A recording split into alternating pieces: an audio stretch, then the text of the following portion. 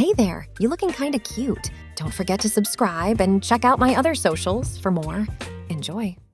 The clash of steel and the acrid smell of smoke hung in the air as the last remnants of the once proud military brigade fought desperately against the overwhelming forces of the tyrant king.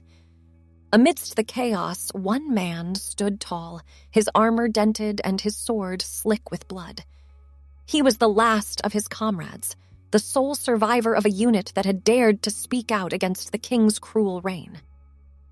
As the battle raged around him, the warrior's mind raced with memories of the fateful day when he and his fellow soldiers had made the decision to stand up for what was right. They had seen too much suffering, too many innocent lives destroyed by the king's insatiable lust for power, but their act of defiance had come at a terrible cost. Now, surrounded by the corpses of his fallen brothers in arms, the lone soldier fought on, driven by a mixture of grief and rage. He knew that his fate was sealed, that there was no escape from the king's wrath, but he was determined to take as many of the tyrant's lackeys with him as he could. As the sun began to set, casting long shadows across the blood-soaked battlefield, the warrior's strength finally began to fail him. His movements grew sluggish, his parries less precise. With a final, desperate swing of his sword, he felled one more enemy before a crushing blow to the back of his head sent him sprawling to the ground. Darkness claimed him, and when he awoke, he found himself in chains, being dragged before the very king he had dared to defy. The throne room was a cavernous space, its walls adorned with the spoils of countless conquests. The air was thick with the scent of incense, barely masking the underlying stench of fear and decay. The king, an imposing figure draped in rich robes of crimson and gold, glared down at the captive soldier with cold, merciless eyes. "So this is the last of the traitors," he sneered, his voice dripping with contempt. "The fool who thought he could challenge my divine right to rule." The warrior, battered and bloodied but unbroken, met the king's gaze with defiance. "Your reign is built on lies and the suffering of the innocent," he spat. "You're no divine ruler, just a tyrant hiding behind a crown." The king's face contorted with rage, and he rose from his throne, his hand reaching for the ornate scepter at his side. "You dare speak to me thus?" he roared. "I who have conquered nations and brought entire peoples to their knees. You've brought nothing but misery and death," the soldier retorted, his voice growing stronger despite his injuries. "The people will rise against you, and your empire of blood will crumble." For a moment, a flicker of fear passed across the king's face, quickly replaced by a cruel smile. "Perhaps," he said, his voice suddenly calm and cold. "But you won't live to see it. I sentence you to death by beheading at dawn. Let your fate serve as a warning to any who would challenge my rule." As the guards dragged the condemned man away, he caught a glimpse of movement in the shadows behind the throne. For a brief moment, he thought he saw a figure cloaked in darkness, its eyes glowing with an otherworldly light, but then he was pulled from the throne room, and the vision was lost. The night passed slowly in the dank confines of the dungeon. The warrior sat in his cell, his mind racing with thoughts of what might have been and what was to come. He had no regrets about standing up to the tyrant king, but he couldn't help but wonder if there was more he could have done, if there was some way he could have saved his comrades. As the first light of dawn began to filter through the tiny window of his cell, the soldier steeled himself for what was to come. He had faced death many times on the battlefield, but there was something different about awaiting execution. It was a cold, calculated end, devoid of the heat and chaos of combat. The sound of footsteps echoing down the corridor roused him from his thoughts. But instead of the heavy tread of the guards, these steps were light, almost silent. The cell door swung open, revealing not the expected executioner, but a hooded figure shrouded in shadow. "Who are you?" the warrior demanded, tensing for a fight despite his chains. The figure raised a hand, and the soldier felt an odd, tingling sensation spreading throughout his body. "We are those who oppose the tyrant king," came a whispered response, the voice neither male nor female. and we offer you a chance at life, though not the life you have known." Before the warrior could respond, the tingling intensified, becoming a burning sensation that seemed to consume him from the inside out. He opened his mouth to cry out, but no sound emerged. His vision blurred, and he felt as if his very essence was being torn apart and remade. When the sensation finally subsided, the warrior slumped to the floor, gasping for breath. Something felt different. Wrong. He looked down at himself and froze in shock. Where once there had been a broad, muscular chest, there were now the soft curves. His body had changed, transformed into that of a woman. What have you done to me?" She gasped, her voice now high and unfamiliar. The hooded figure stepped closer. "We have given you a new life, a new identity. The man who was sentenced to die no longer exists. In his place, you have been born anew. Use this gift wisely, for the fate of the kingdom may rest in your hands." With those cryptic words, the figure vanished, leaving the transformed warrior alone in the cell, grappling with a storm of confusion and fear. As the sound of approaching guards echoed down the corridor, she realized that she had been given an unexpected chance at freedom. But at what cost? The newly transformed woman scrambled to her feet, her movements awkward and unfamiliar in this strange new body. She could hear the guards approaching, their heavy footsteps growing louder with each passing second. Her mind raced, trying to formulate a plan of escape. As the cell door swung open, she acted on instinct. Feigning weakness, she collapsed to the floor, letting out a soft moan. The guards, expecting to find a defiant male prisoner, were caught off guard by the sight of a seemingly helpless woman. "What the? Where did she come from?" one guard exclaimed, his sword half drawn. The other guard stepped forward cautiously. "I don't know, but we can't leave her here. We need to report this to the captain." As the second guard bent down to check on her, the transformed warrior saw her opportunity. With a swift, fluid motion that surprised even herself, she lashed out, her smaller but quicker hands striking the guard's throat. As he staggered back, choking, she sprang to her feet and shouldered past the other stunned guard. Her heart pounding, she raced down the corridor, her bare feet slapping against the cold stone floor. Behind her, she could hear shouts of alarm and the clatter of armored feet in pursuit. But her new body, though unfamiliar, was light and quick. She darted around corners and through narrow passages, slowly but surely leaving her pursuers behind. Finally, after what seemed like an eternity of twists and turns, she found herself in a dimly lit storeroom. Panting heavily, she wedged herself behind a stack of crates, praying that she hadn't left a trail for the guards to follow. As the sounds of the search faded into the distance, the reality of her situation began to sink in. She was free, yes, but at what cost? Her entire identity had been stripped away, replaced by something foreign and frightening. She looked down at her hands, so much smaller and more delicate than they had been just hours before. Her entire body felt wrong, as if she were wearing a suit of flesh that didn't quite fit. "Who am I now?" she whispered to herself, her new voice still startling to her ears. She couldn't go by her old name anymore. That man was dead, as far as the world was concerned. She needed a new identity, a new life to go with this new body. After a moment's consideration, a name came to her, Amalia. She wasn't sure why, but it felt right, a small anchor of certainty in a sea of confusion. "Amalia," she murmured, testing the name on her tongue. "I am Amelia." With that small act of self-definition, she felt a tiny spark of resolve ignite within her. She may not have chosen this transformation, but she was determined to survive, to find a way to continue her fight against the tyrant king. Cautiously, Amalia began to explore the storeroom, searching for anything that might aid her escape. Her eyes fell upon a pile of discarded clothing servant's garb by the look of it.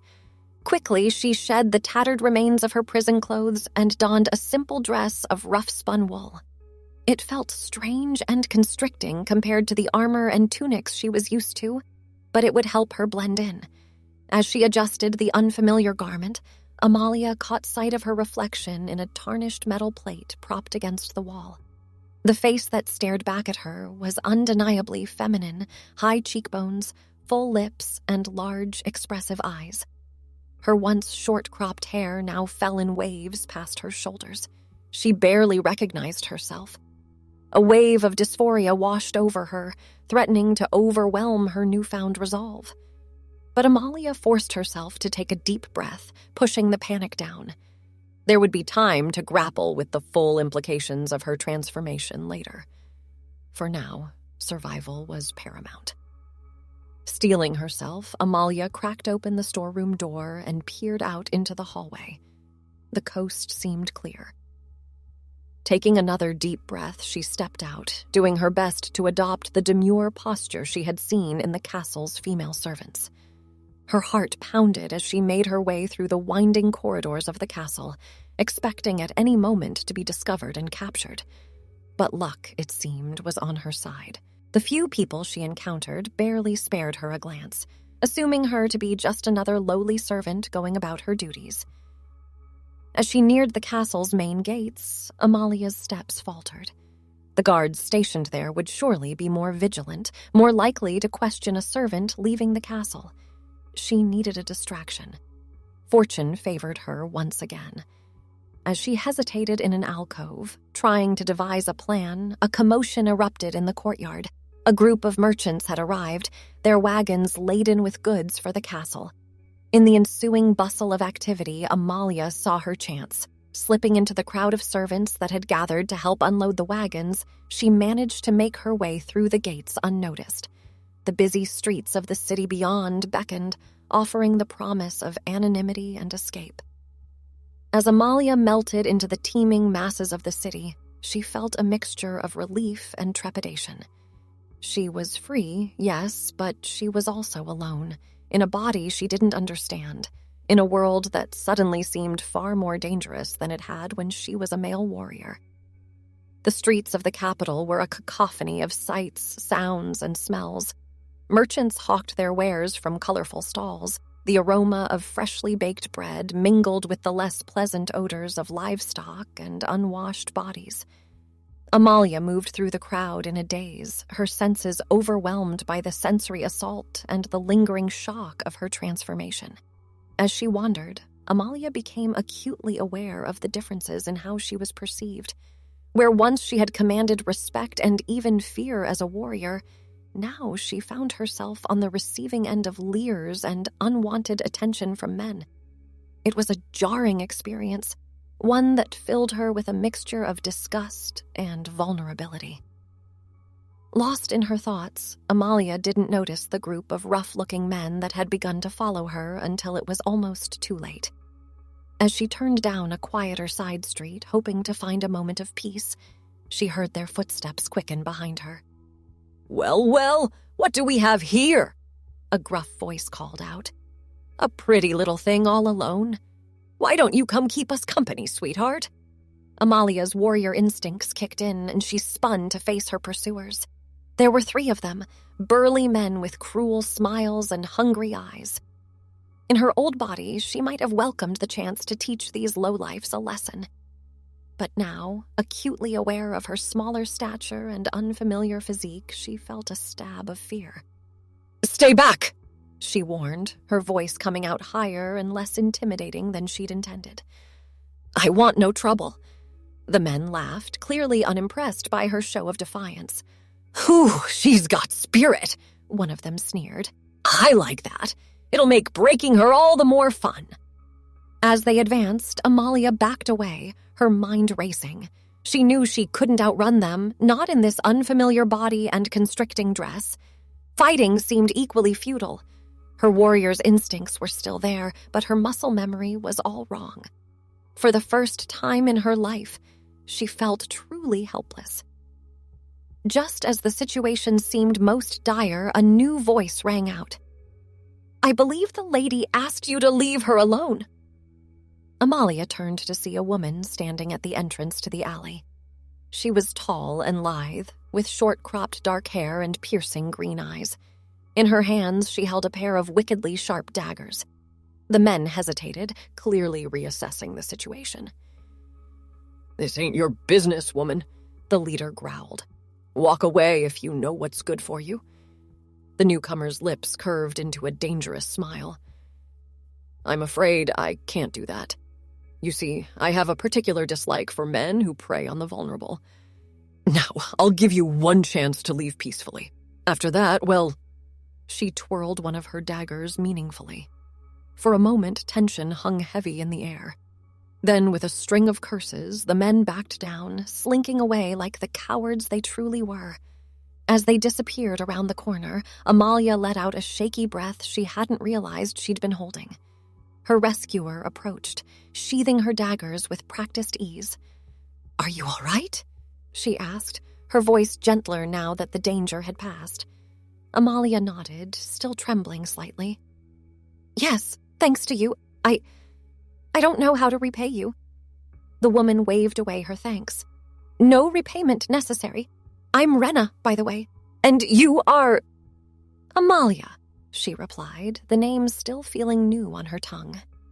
Rena studied her for a moment, her green eyes seeming to look right through Amalia's facade. "You're new to the city, aren't you? And if I'm not mistaken, new to other things as well." Amalia tensed, wondering if her transformation was somehow obvious. "What do you mean?" Rena's expression softened. "Let's just say I recognize the look of someone who's out of their depth. Listen, it's not safe for you to be wandering these streets alone. Why don't you come with me? I know a place where you can rest and gather your thoughts." Every instinct Amalia had developed as a warrior screamed at her not to trust this stranger. But something in Rena's eyes, a mix of kindness and understanding, made her hesitate. And the truth was, she had nowhere else to go. "All right," Amalia said finally. "Lead the way." As they made their way through the winding streets of the city, Amalia found herself studying Rena surreptitiously. There was a grace to the woman's movements, a confidence that spoke of years of training. She moved like a fighter, albeit one of a very different sort than Amalia had been. "You handle those daggers well," Amalia commented, breaking the silence between them. "Where did you learn?" Rena's lips quirked in a small smile. "Here and there. When you're a woman in this world, you learn quickly that you need to be able to defend yourself. But I suspect you're learning that lesson yourself now, aren't you?" Amalia felt a chill run down her spine. "What do you mean?" Rena stopped walking and turned to face her fully. "Amalia, I don't know your story, and I won't pry if you don't want to share it. But I've seen enough in my time to recognize someone who's recently changed. Your body language, the way you move. It's clear you're not accustomed to being in a woman's body." For a moment, Amalia considered denying it, but the events of the day had left her emotionally exhausted. Instead, she simply nodded, feeling a lump form in her throat. Rena's expression softened. "It's all right. You're not the first I've encountered in a similar situation. There are forces at work in this kingdom that most people don't understand. Magic, old and powerful. It can do strange things to a person." "You know about the magic?" Amalia asked, her voice barely above a whisper. "Do you know who did this to me? Why?" Rena shook her head. "I'm afraid I don't have those answers, but I know people who might. Come on, we're almost there." They continued on in silence, Amalia's mind reeling with this new information. She had always known that magic existed in the world, but it had always seemed distant, the stuff of legends and court wizards. To think that it had touched her so personally, had reshaped her very being, was almost too much to comprehend. Finally, they arrived at a nondescript building tucked away in one of the city's quieter districts. Rena led her inside and up a narrow staircase to a small but comfortable apartment. "Make yourself at home," Rena said, gesturing to a worn but clean sofa. "I'll make us some tea." As Rena busied herself in the tiny kitchen area, Amalia sank onto the sofa, suddenly aware of how exhausted she was. The events of the past day, her near execution, her transformation, her escape came crashing down on her all at once. Before she knew it, tears were streaming down her face.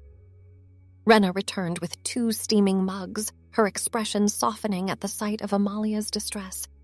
She set the mugs down and sat beside her, placing a comforting hand on her shoulder. "Let it out," she said softly. "You're safe here." And so Amalia did. She wept for her lost comrades, for her stolen identity, for the overwhelming confusion and fear that had become her constant companions. Rena simply held her, offering silent support until the storm of emotions had passed. When Amalia's sobs finally subsided, she wiped her eyes, feeling both embarrassed and oddly lighter. "I'm sorry," she mumbled. "I don't usually... You've never allowed yourself to be vulnerable before," Rena finished for her. "It's all right. This body might be new to you, but the emotions have always been there. Sometimes it takes a shock like this to bring them to the surface." Amalia nodded, reaching for the mug of tea. As she sipped the warm, soothing liquid, she found herself opening up to Rena, telling her everything about her life as a warrior, her stand against the tyrant king, and the strange transformation that had saved her life but left her feeling lost and alone. Rena listened without judgment, her green eyes filled with compassion. When Amalia finished her tale, Rena was quiet for a long moment, as if processing all she had heard. "You've been through more in the past day than most people experience in a lifetime," she said finally. "But you're stronger than you know, Amalia. This change, as difficult as it is, has given you an opportunity. The tyrant king believes you dead. You can use that to your advantage." Amalia furrowed her brow. "What do you mean?" Rena leaned forward, her expression intense.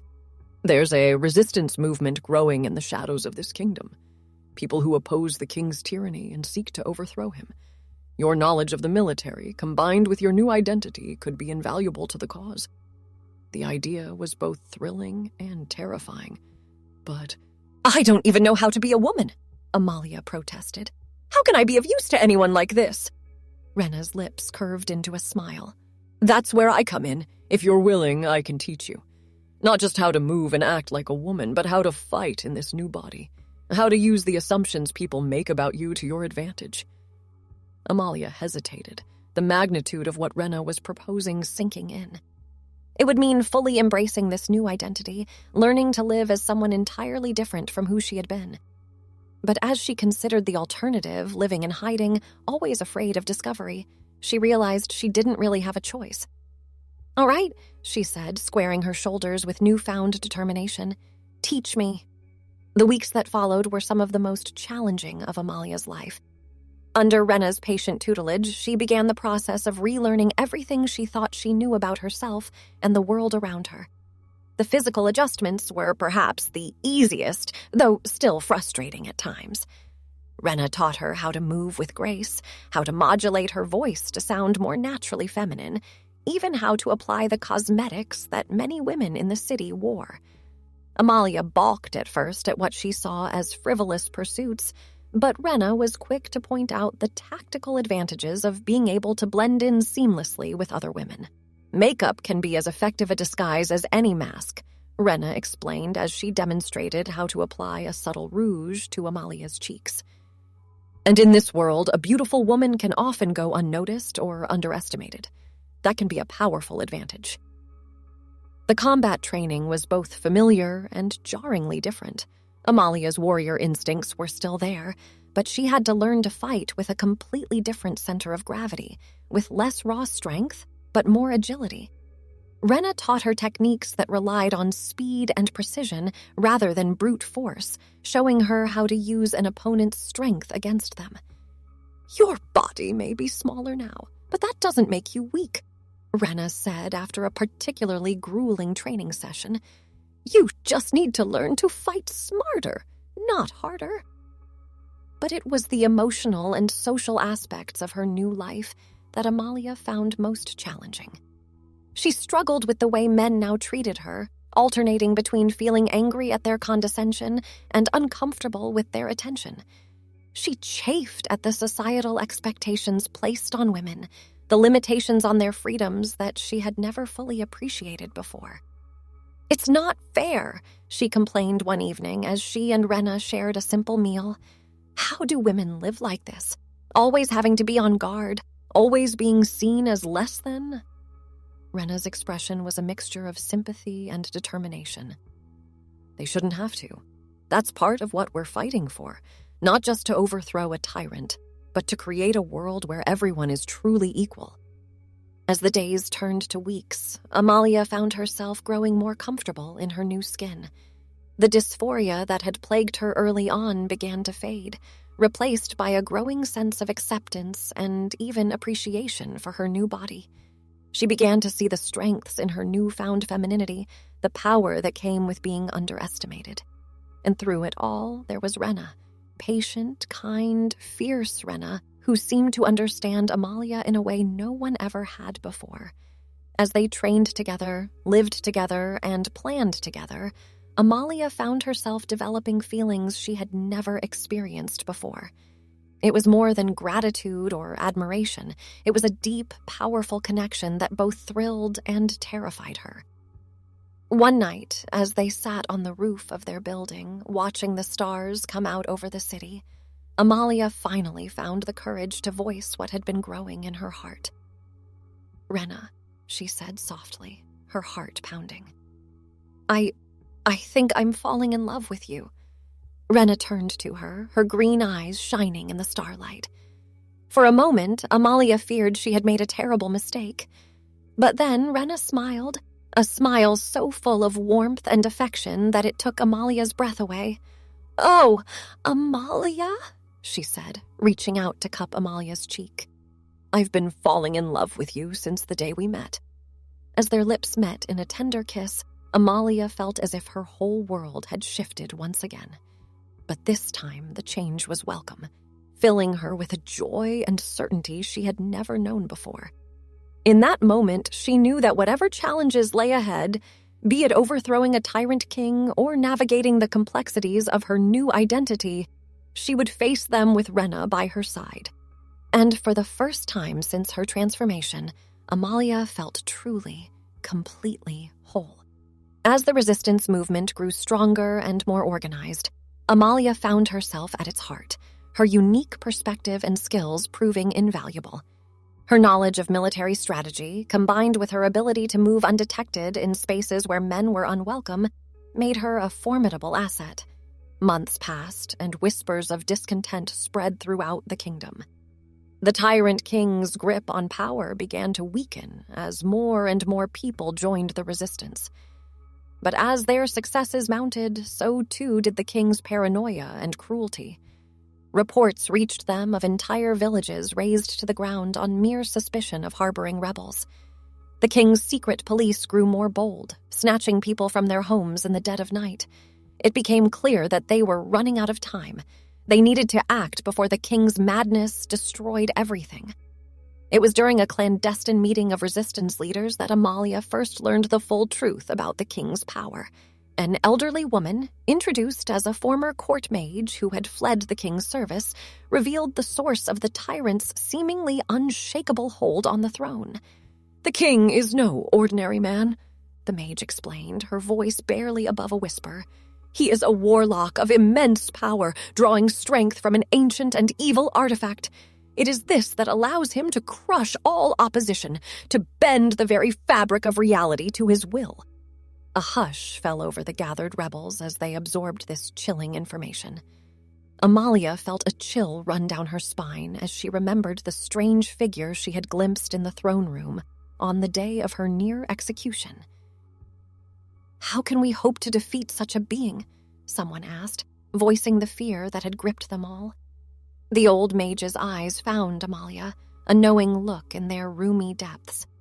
"There is a prophecy," she said slowly, "of one who was unmade and remade, who would have the power to shatter the warlock's hold on our realm."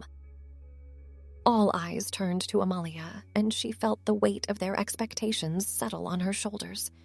She thought of how far she had come, of the strength she had found in her new identity. She thought of Rena and the love that had given her a reason to fight beyond mere survival.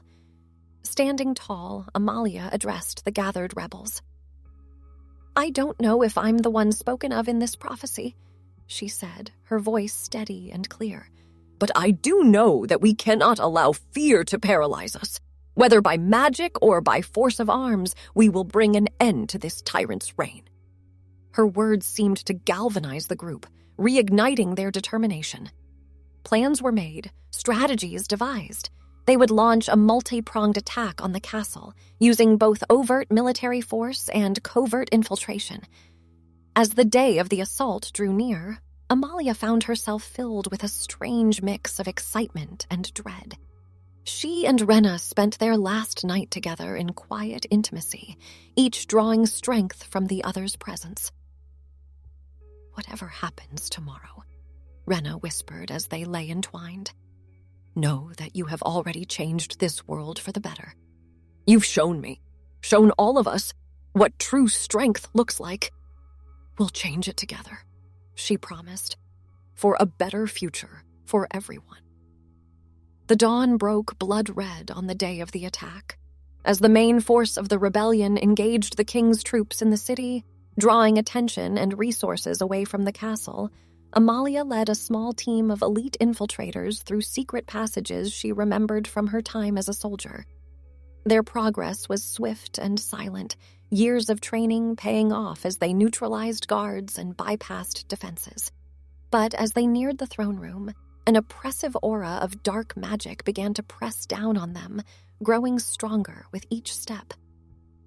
Finally, they reached the massive doors of the throne room. Amalia took a deep breath, steadying herself for what was to come. With a nod to her companions, she pushed the doors open. The scene that greeted them was like something out of a nightmare. The king stood at the center of the room, but he was barely recognizable as human anymore. Dark energy crackled around him, his eyes glowing with malevolent power. At his feet lay the bodies of those who had tried to stand against him, courtiers, guards, even some of Amalia's fellow rebels who had managed to reach this far. "So," the king's voice boomed, distorted and inhuman, "the traitors show themselves at last. Have you come to kneel before your true master?" Amalia stepped forward, her voice steady despite the fear coursing through her. "We've come to end your reign of terror, monster." The king's twisted face contorted in a mockery of a smile. "Bold words from such an insignificant creature. Do you think your pitiful rebellion can stand against my power?" With a gesture, he sent a wave of dark energy hurtling towards Amalia and her companions. But something strange happened. As the magic neared Amalia, it seemed to waver and dissipate, as if it couldn't quite get a grip on her. The king's eyes widened in shock and then narrow in rage. "What sorcery is this?" he snarled. Amalia felt a surge of something within her. The old mage's words echoed in her mind. Unmade and remade! She realized that her transformation had done more than just change her body. It had fundamentally altered her connection to the magical fabric of the world. As the king unleashed attack after attack, Amalia found herself able to deflect or absorb each one. Her companions rallied behind her, engaging the few remaining loyal guards while Amalia advanced on the increasingly desperate warlock king.